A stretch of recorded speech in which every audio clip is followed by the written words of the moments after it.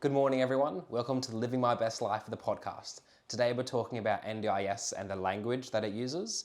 And for that, we're very lucky to have with us Nobu. Nobu, how are you? I'm great, thank you. How are you? Yeah, I'm good. I'm happy it's Friday. Yes. Yay, Friday. So for those at home who haven't come to the training and haven't met you before, tell us a bit about yourself and a bit about your job and your work experience and how you've gotten to where you are. So my role here at Richmond Wellbeing is I'm part of the Living My Best Life team, and I work as a trainer, and I help to prepare PowerPoints and provide feedback and work on the workbooks that we provide. So checking through those resources that we create. And what about kind of before Richmond Wellbeing? What was your role like then? Or what did you do to get to where you are? Yeah, okay. So I'm originally from Japan. I was born in Tokyo. Um, my role there was mainly in an admin facility working with sort of accounts, and I did that for about 13 years. I moved to Australia back in 2010, and that's when I started working in a marketing role, and I was helping out at Access Plus WA Deaf, which is the new name of the Deaf Society. So it used to be called the WA Deaf Society. And I volunteered there for about 2 years, and I was, helping out around the office, doing odd jobs, and then eventually I became a full-time staff member there at Access Plus. So my role when I became full-time was both a mix of admin and training. So specifically, that training was to do with organising and setting up Auslan classes, providing deafness awareness training to organisations. So I was in that role for quite a long time. About 5 years after obtaining that role, I also became a team leader within the organisation. And then another 2 years after that, my role changed again and I became the service delivery team leader. So there were 3 teams that I was managing around the office. The first one was the intake team, so the team responsible for booking the services that the Deaf Society provided. The second one was the team leader for the CET team, which is the client engagement team. So that was our team that engaged with people who had NDIS plans and needed help working through them. And then the third team I managed was the training team, which was the role that I've always been in of education and training. So I looked after those 3 teams for a while. And altogether, I was at Access Plus WDF for about 8 years. Once I decided to move on, I decided I wanted a different role and started looking for a new job, and that's when I joined up with Richmond Wellbeing. So now I'm enjoying my role here. Previously, however, I did work a lot with deaf people, so deaf people that could sign and were fluent in Auslan. Now that I'm in what you'd consider a mainstream office, it's a bit different because I'm surrounded by hearing people who don't necessarily know much about deaf culture or about Auslan. So it has been a bit of a challenge, sort of being in a different style of workplace than I'm used to. The communication has been a bit different. So, but I'm really enjoying it and we're getting along really well. So yeah. Now, you've said a few times, like when you've given out some Auslan training to me and to some other people, that English is your 4th language, I think, or 3rd. Can you explain through that a little bit? Yeah, that's right. So basically, my first language is Japanese. My second language is Japanese Sign Language. My third language is Auslan, Australian Sign Language. And yeah, my 4th language, you're right, is English. So when I was born deaf.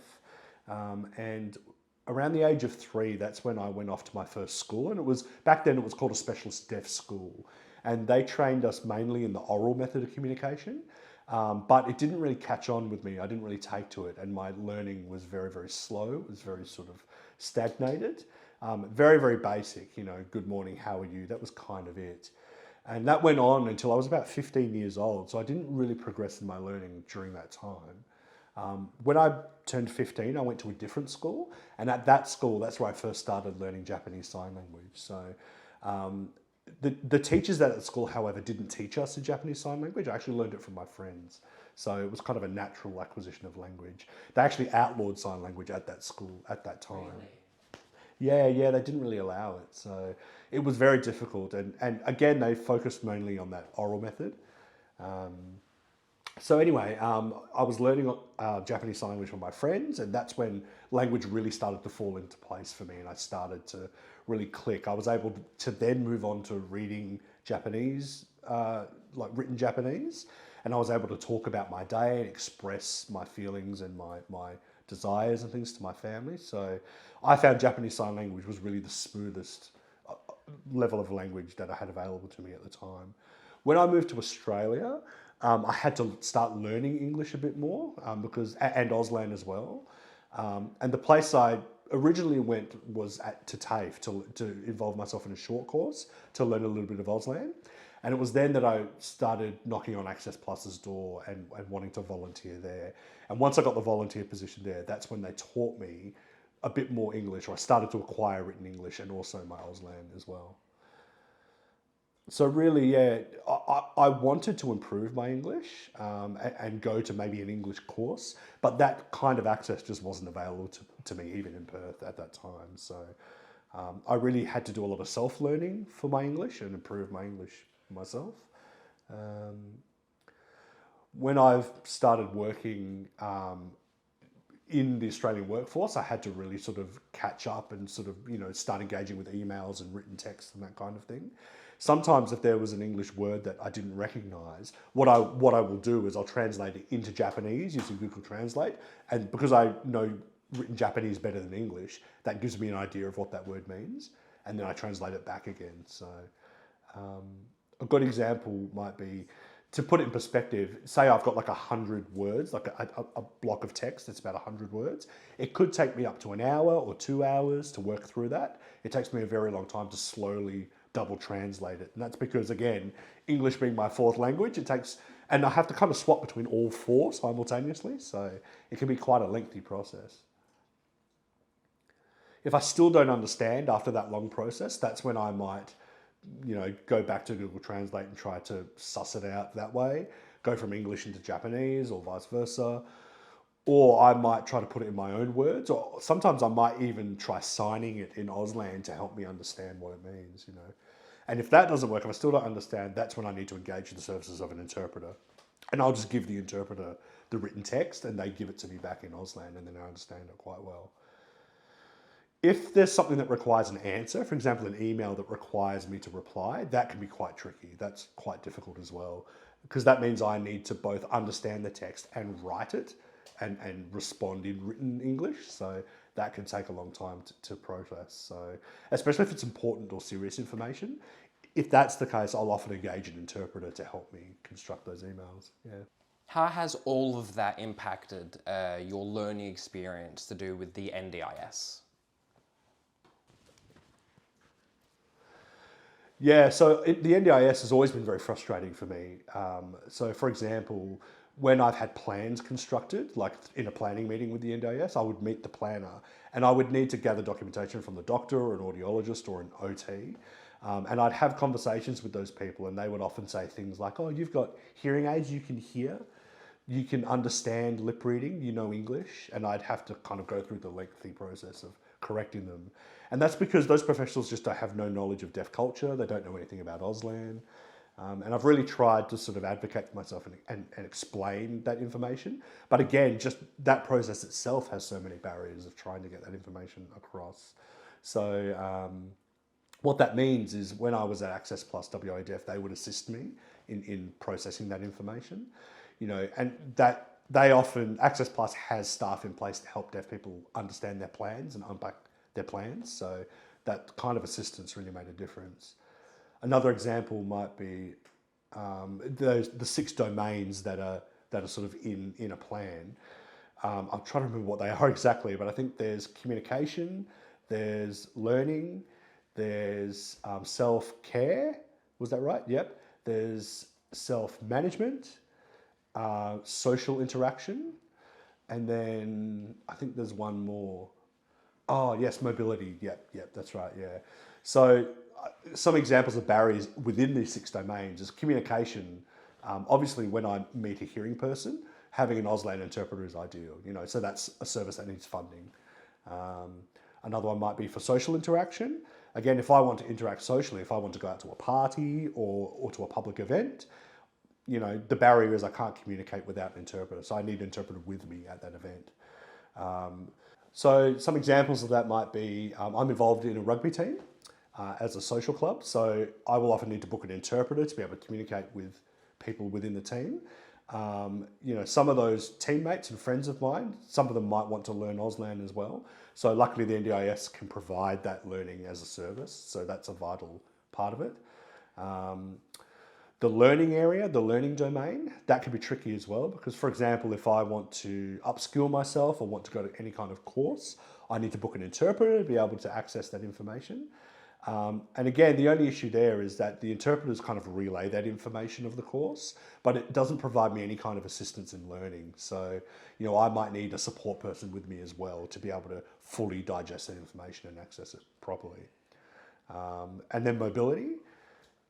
I certainly love going out and shopping, for example. I love going out and being mobile, but it's quite nervous as a deaf person because you're surrounded, by people that you can't communicate with. So there might be hearing people that come up to me and talk to me, and that can be quite confronting with not being able to communicate with them. Or let's say I want to ask someone a question or clarify something, that can be difficult.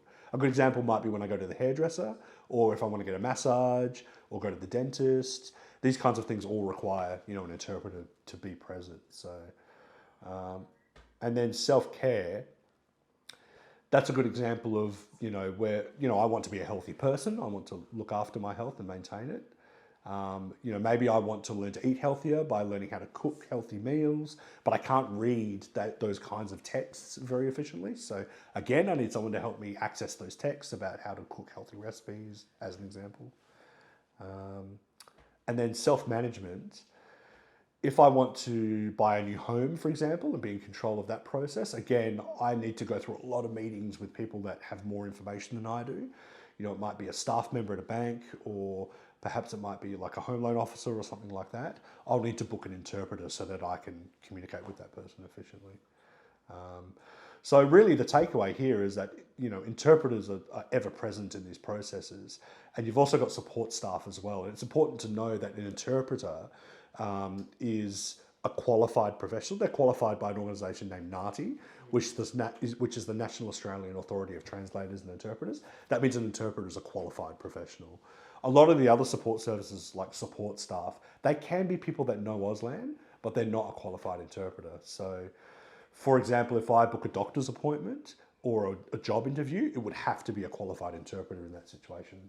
A support worker who knows Auslan or a communication guide, that might be something really basic like working through a recipe or something like that. Or if I went out to the shops, maybe someone would go with me to the shopping centre because that's a low risk environment. Someone is asking me a basic, low risk kind of question, and that kind of person could fill that role. I guess that's it, yeah. How did you go about learning all the new words in the NDIS? So you said it took you a long time to go through all the reports and evidence for yourself. When you were first starting as a trainer in our team, giving out training on helping people apply, how was it like learning all those new NDIS words and jargon and stuff like that? Yeah, it was very difficult. And because there's tons of information, it's very dense information. I would have to do a lot of referencing online and a lot of research, and especially working again into English. So I tried to find videos that were presented in Auslan. There are a few resources like that exist, but they're not very comprehensive. So that makes it quite difficult. It was a challenge to get access to the information, especially if I didn't understand a particular piece of vocabulary. Often I would engage the use of interpreters to help me translate that information and present it to me in Auslan. What would you recommend for someone trying to learn all of the language in the NDIS? What's something that you've done which you've found really, really helpful when going through the process of learning all of the things?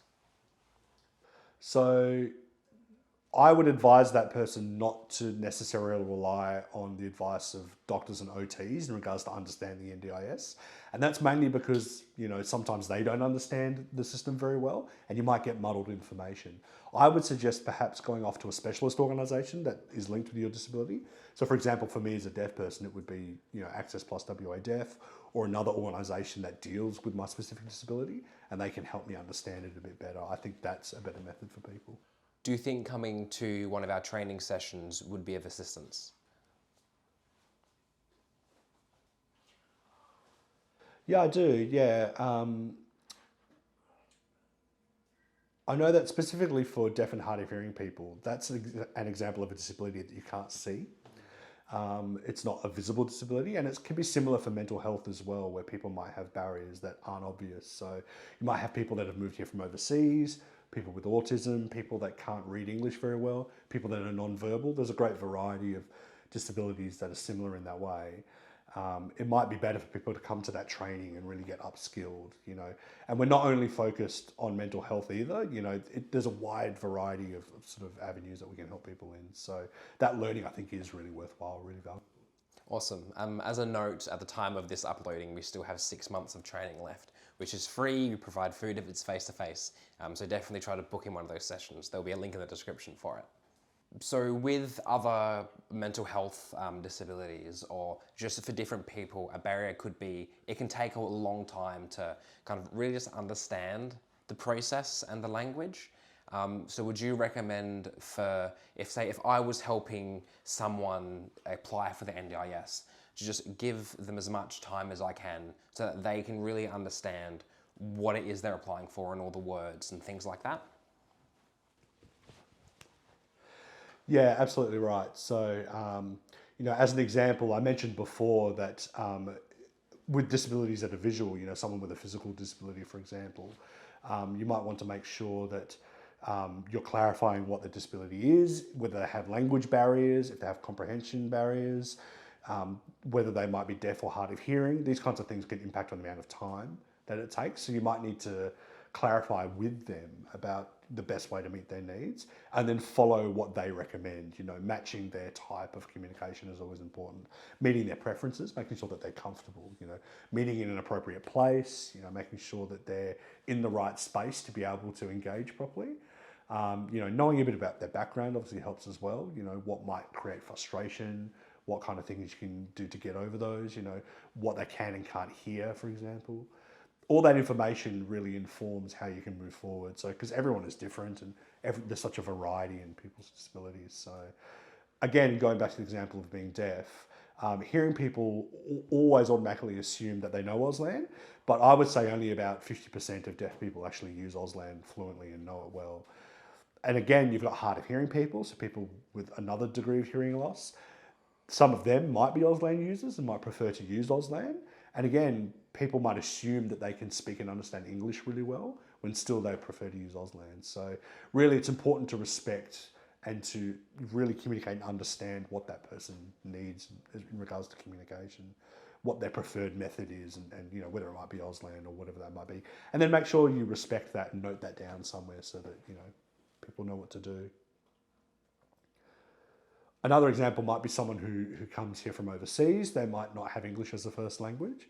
So, and that means, they might be relying on a different first language. It might be best to book an interpreter for them in the same way you would for a deaf person, And that creates the best level of comfort and accommodation for them. So, and again, you're right, time is of the essence there where, you might need to take things really slowly and work through it at a good pace because, that information that you give them, you might need extra time to unpack it and to extend it out and work out what kind of communication they're needing, and all these things add up in needing extra time. So, as well as making sure they're comfortable and that kind of thing. So, and then maybe once you've done all that groundwork, then you move on to finally sort of giving them the NDIS information and working through it together. Yeah, okay. Yeah, it can be difficult. Yeah. Yeah. You said before that you used the NDIS website and that you found some of their videos, although limited in information, are pretty helpful. How did you find navigating the website and finding all their resources?